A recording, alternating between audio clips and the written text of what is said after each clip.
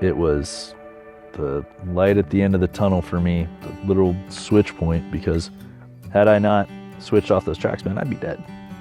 I would absolutely be dead. Between 18 and 27, I probably spent at least 6 years homeless. I show up to Switch Point, they let me in. I had one pair of pants, one shirt, no socks, no underwear. Switch Point hooked it up. I got a toothbrush, I got shampoo, I got conditioner. Hadn't used a bar of soap in probably 2 years. I start talking to my case manager. I want to go to treatment. I don't have insurance. So I stayed at Switch Point till an opening came at Crossover.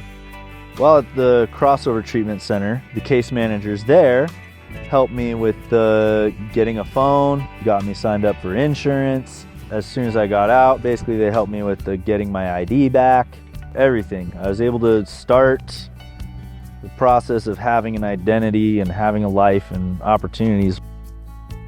I started working full-time for Switch Point. Day one, I want to be a case manager. How do I do that? One of the case management jobs opens up, I apply for it.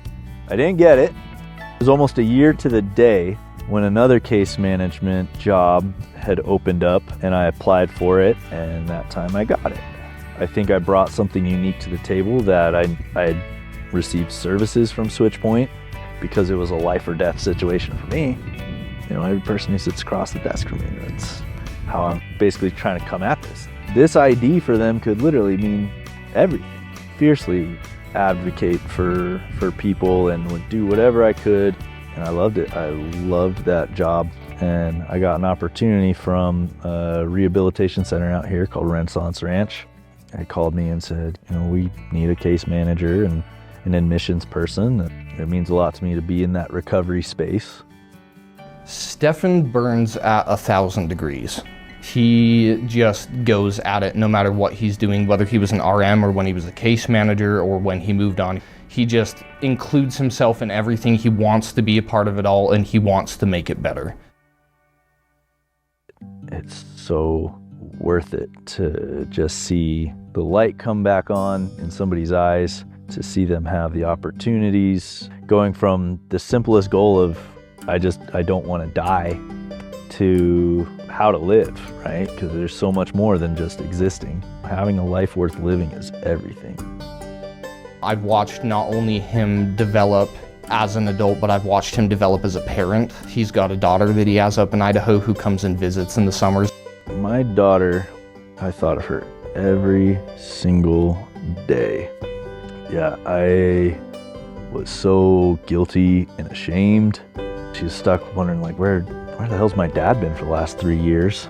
I missed out on a very important part of her development from ages basically 3 to 7. But that just gave me so much more motivation on why to do this and why to be the best version of myself.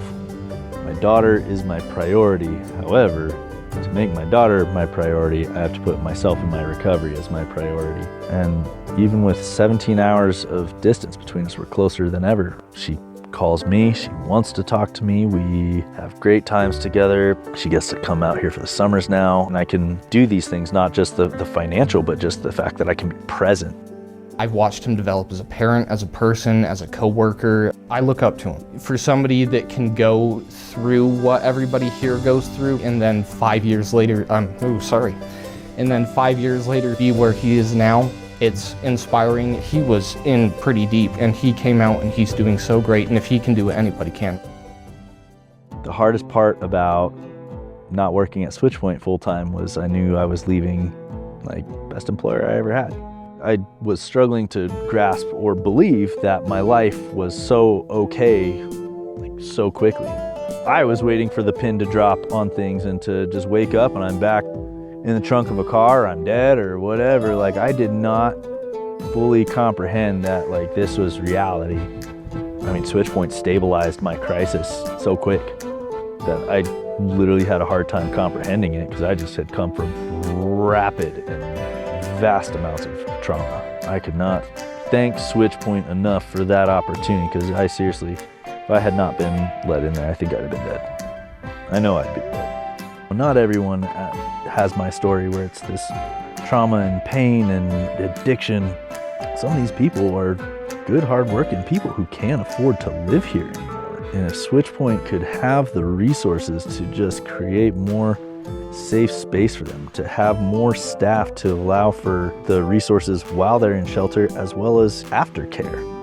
And they're already showing, they've got the best working model of how a shelter should run as it is. And I think that honestly, with a little bit of donations, they could do so much more. Every dollar put into Switchpoint is returned in tenfold back to the community.